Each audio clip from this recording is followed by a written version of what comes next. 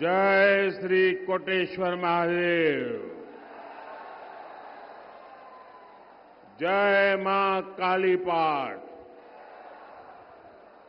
जय मां गढ़कालिका।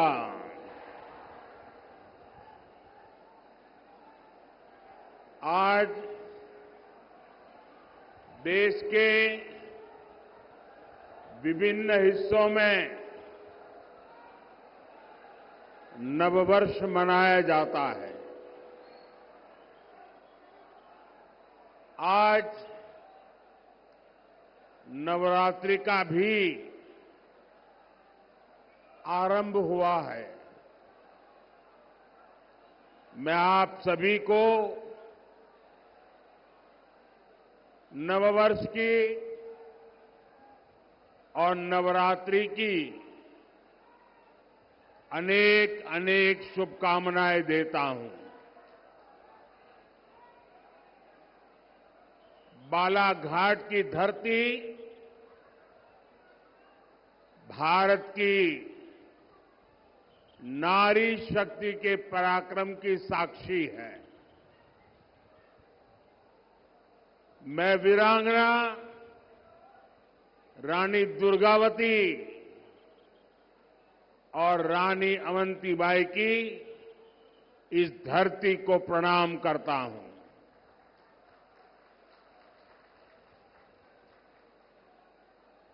आज जनता जनार्दन का ये सैलाब, ये जन सैलाब ऐसा लग रहा है जैसे केसरिया सागर नजर आ रहा है। और इतनी बड़ी तादाद में माताओं बहनों का स्नेह, उनके आशीर्वाद, ये साफ साफ दिखा रहा है कि 4 जून को मध्य प्रदेश में क्या परिणाम आने वाले हैं।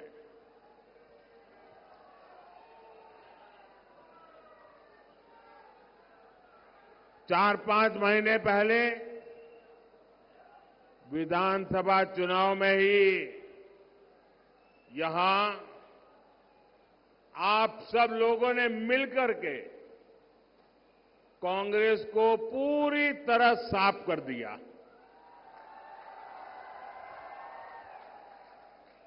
अब लोकसभा चुनाव में तो कांग्रेस के लोग भाजपा से नहीं लड़ रहे हैं, एक दूसरे से लड़ रहे हैं।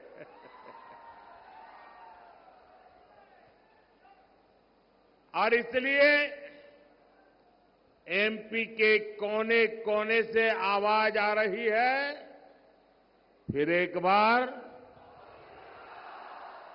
फिर एक बार, फिर एक बार। साथियों, 2024 का लोकसभा चुनाव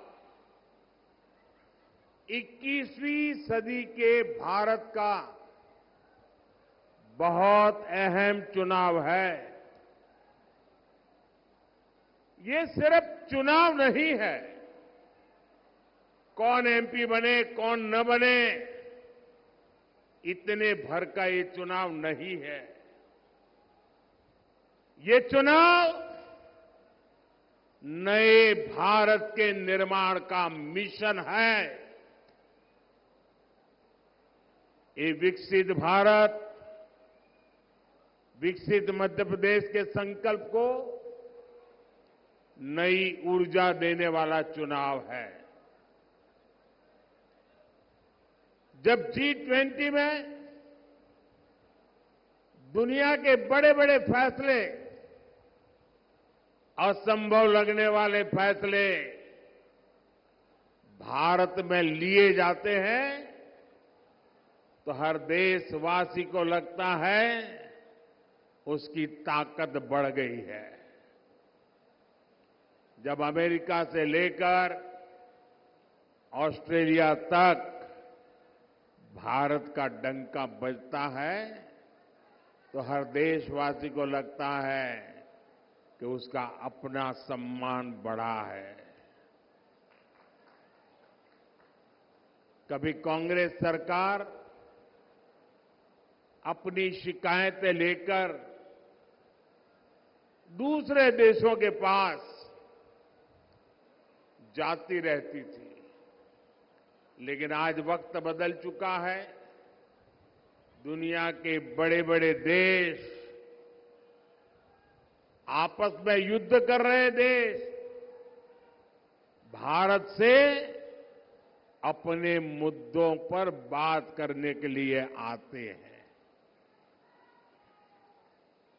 अपने देश का ये रुतबा देखकर हर हिंदुस्तानी का हौसला बुलंद हो जाता है। ये चुनाव देश के इसी बदलाव को नई बुलंदी देने का चुनाव है। साथियों, आजादी के बाद दशकों तक कांग्रेस बहुत ही पुरानी सोच पर चली। एक तो उनके मन में आजादी के आंदोलन का अहंकार भरा पड़ा था और सामान्य मानवीय ने जो आजादी के आंदोलन में त्याग किया, तपस्या की, बलिदान किया, उसको उन्होंने सत्ता में आते ही नकार दिया और एक छोटी सी कोठरी, छोटा सा परिवार का कुनबा हावी हो गया और उसी की सोच देश को पिछड़ेपन की तरफ धकेलती गई। कांग्रेस सोचती थी हम तो गरीब देश है और गरीब देश को आधुनिक सड़कों की, आधुनिक रेल की, नए एयरपोर्ट की क्या जरूरत है।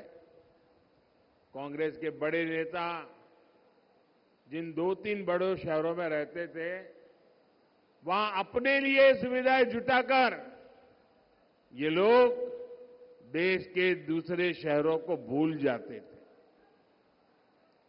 सबका साथ, सबका विकास के मंत्र पर चल रही बीजेपी सरकार देश के हर शहर को, देश के हर गांव को प्राथमिकता दे रही है। हमारी सरकार देश में आधुनिक इंफ्रास्ट्रक्चर पर लाखों करोड़ रुपए खर्च कर रही है। आधुनिक सुविधाओं पर इतना पैसा देश की किसी सरकार ने आज तक खर्च नहीं किया है।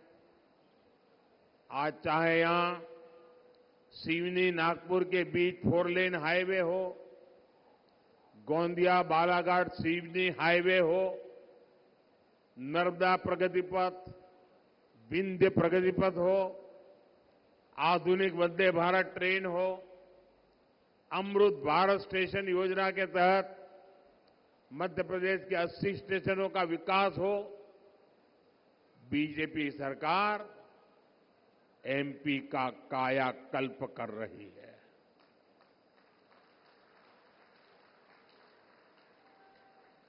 बालाघाट से गोंडिया वाली जिस ब्रॉडगेज रेलवे लाइन की नींव करीब 30 साल पहले रखी गई थी, उसे भी ये मोदी ने आकर के पूरा किया।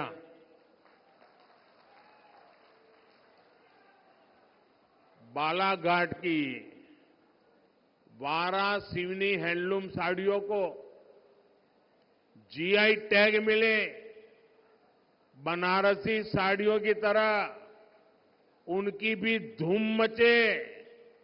बीजेपी सरकार इसके लिए भी काम कर रही है। यही विकसित मध्य प्रदेश से विकसित भारत की मोदी की गारंटी है। ये बदलाव केवल 10 वर्षों की मेहनत का परिणाम है। इतना सारा हुआ है, लेकिन मोदी का तो यही कहना है कि ये तो अभी ट्रेलर है।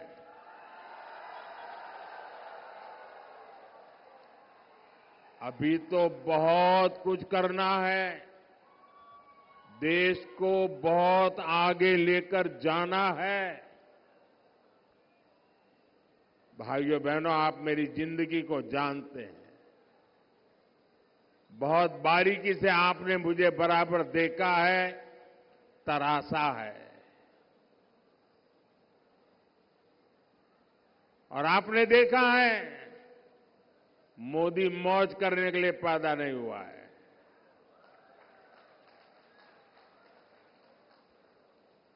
मोदी मेहनत करता है क्योंकि उसके लक्ष्य बहुत बड़े हैं। देश के लिए है, आपके लिए है, आपके बच्चों के उज्जवल भविष्य के लिए है। और ये मेहनत इसलिए कर रहा हूं।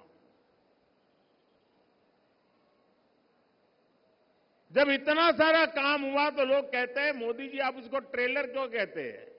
इतना सारा कर लिया। अब मैं गांव की भाषा में अगर समझाना है तो मैं यही कहता हूं कि आपने देखा होगा गांव में दिवाली के दिनों में बड़ा रॉकेट छोड़ना है, बहुत ऊंचे जाने वाला रॉकेट छोड़ना है, तो बच्चे क्या करते हैं? पहले वो फुलझड़ी होती है ना, उसको जलाते हैं। फिर दूर से फुलझड़ी से उस रॉकेट को अग्नि देते हैं और फिर रॉकेट उड़ता है। होता है ना ऐसा? ऐसा होता है ना? अब फुलझड़ी देख करके भी लगता तो है वाह वाह बहुत बढ़िया पटाखे फूट रहे हैं, लेकिन उसका लक्ष्य तो उस रॉकेट को ऊपर ले जाना होता है। वैसे ही मोदी ने अब तक जो काम किया है ना, वो तो फुलझड़ी है, फुलझड़ी। अभी तो विकास का रॉकेट और ऊंचे ले जाना है। भारत के पूरे सामर्थ्य से असली दिवाली मननी, ये तो अभी बाकी है। और इसके लिए ही मैं आपसे आशीर्वाद मांगने आया हूं। साथियों, आज भाजपा सरकार वंचितों को वरीयता देते हुए काम कर रही है।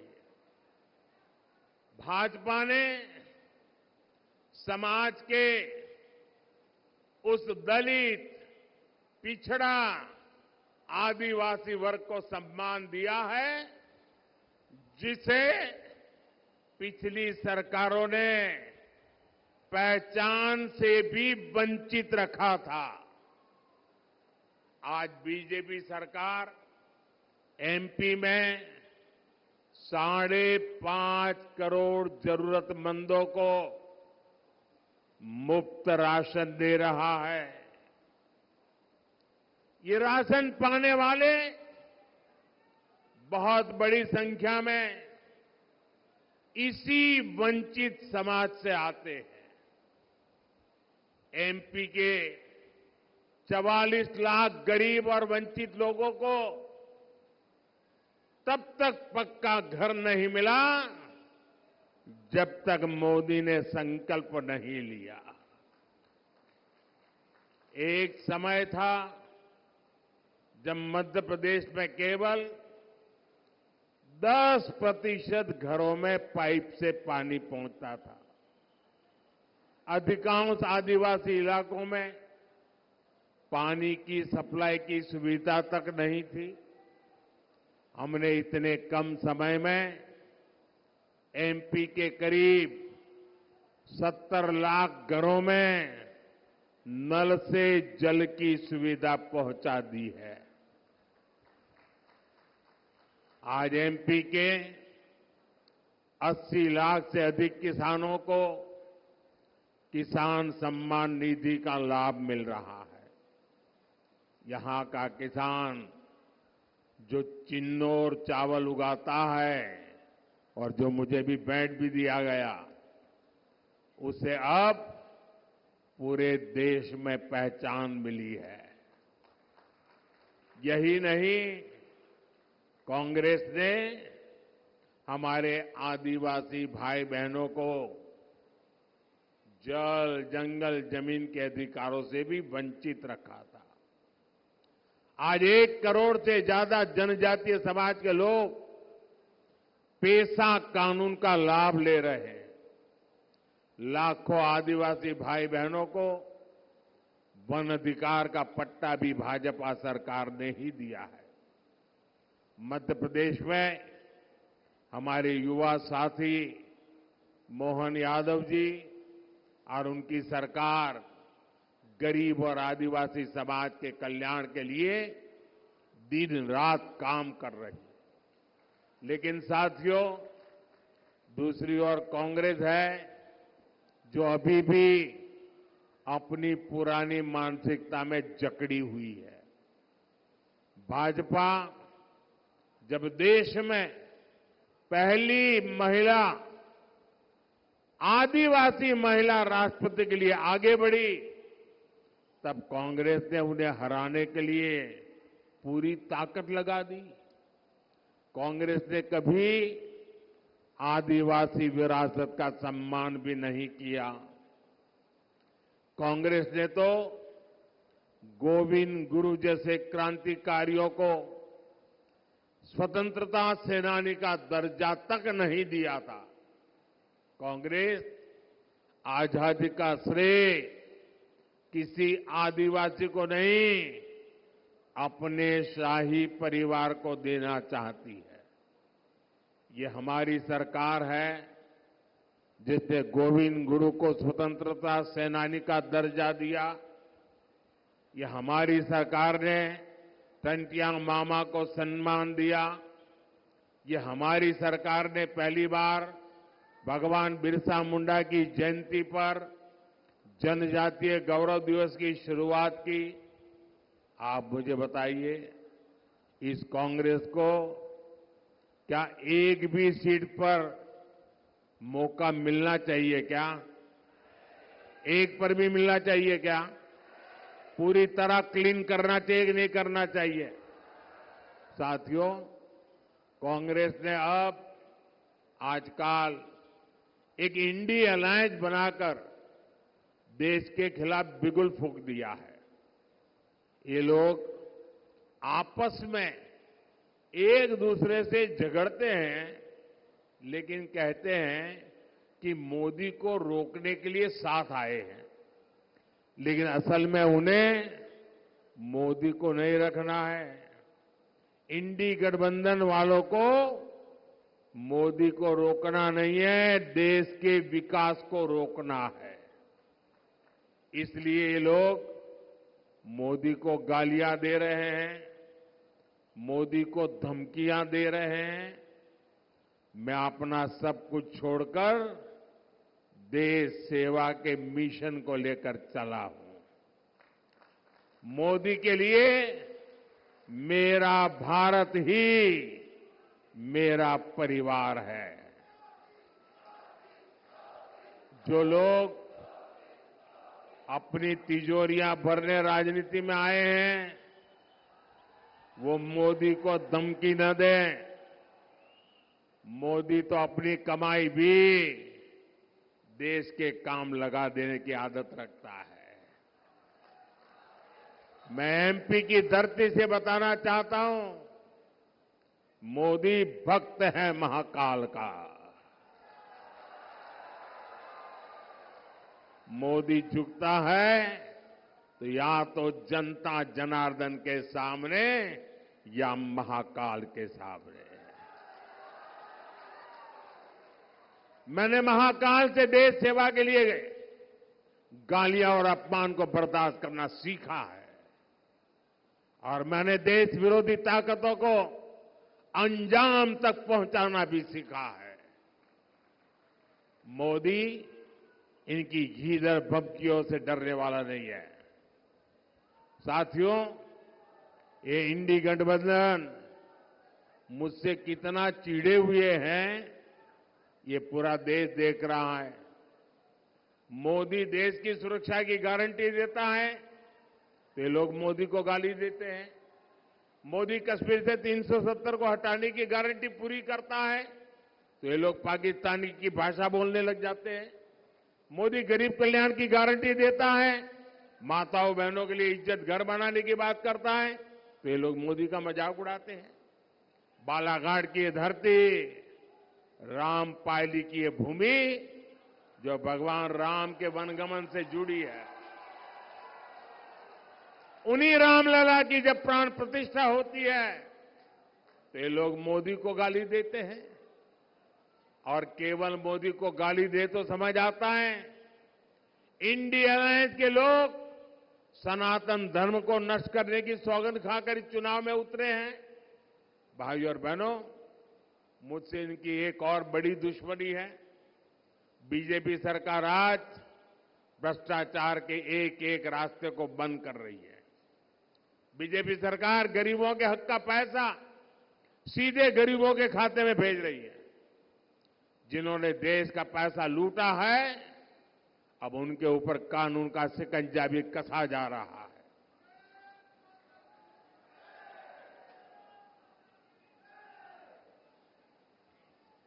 परिवारवादी पार्टियों के नेताओं के पास से खुलेआम सैकड़ों करोड़ रुपए बरामद हो रहे हैं। नोट गिनने वाली मशीनें थक जाती है, बिगड़ जाती है, खराब हो जाती है, लेकिन कांग्रेस पार्टी और इंडी गठबंधन के लोग बिना किसी शर्म के खुलेआम भ्रष्टाचारियों पर कार्रवाई रोकने के लिए रैलियां कर रहे हैं। मैं कहता हूं, भ्रष्टाचार हटाओ। वो कहते हैं भ्रष्टाचारी बचाओ। इंडिया अलायंस में इकट्ठा हुए इन लोगों की मुझसे यही दुश्मनी है। लेकिन मैं आपको गारंटी देता हूं, भ्रष्टाचार का पैसा जिस जिस तिजोरी में गया है उसे मैं बाहर निकाल के रहूंगा।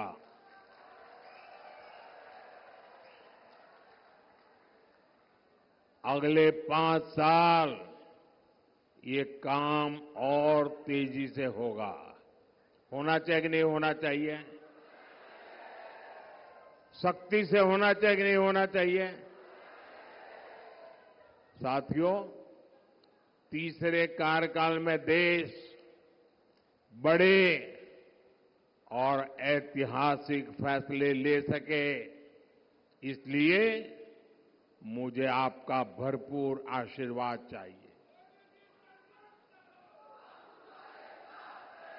बीजेपी ने बालाघाट से श्रीमती भारती पारधी को और मंडला से श्री फग्गन सिंह कुलस्ते को प्रत्याशी बनाया है। इन्हें आप रिकॉर्ड मतों से विजयी बना करके भेजेंगे तो मोदी को मजबूती मिलेगी। 19 अप्रैल को गर्मी कितनी ही भयंकर क्यों न हो, हमें मतदान के पुराने सारे रिकॉर्ड तोड़ने हैं। तोड़ेंगे। इस बार हमने हर पोलिंग बूथ जीतना है। जीतोगे? ज्यादा से ज्यादा मतदान कराओगे? अच्छा, मेरा एक काम करोगे? करोगे? इधर से तो आवाज नहीं आ रही है। करोगे? वो पीछे से आवाज नहीं आ रही। मेरा काम करोगे? पक्का करोगे? लेकिन ये चुनाव वाला काम नहीं है। करोगे? देखिए, 19 अप्रैल तक आप अनेक परिवारों में जाएंगे। जब उन सबको मिलने जाएं तो उनको कहना कि अपने मोदी जी आए थे और मोदी जी ने आपको प्रणाम भेजा है। मेरा प्रणाम पहुंचा दोगे? हर घर में पहुंचा दोगे? जब मेरा प्रणाम आप पहुंचाओगे ना, तो हर घर के माता बहनें मुझे आशीर्वाद देगी और उनके आशीर्वाद मेरी बहुत बड़ी ऊर्जा है देश के लिए दौड़ने की ताकत है। मेरे साथ बोलिए, भारत माता की, भारत माता की, भारत माता की। बहुत बहुत धन्यवाद।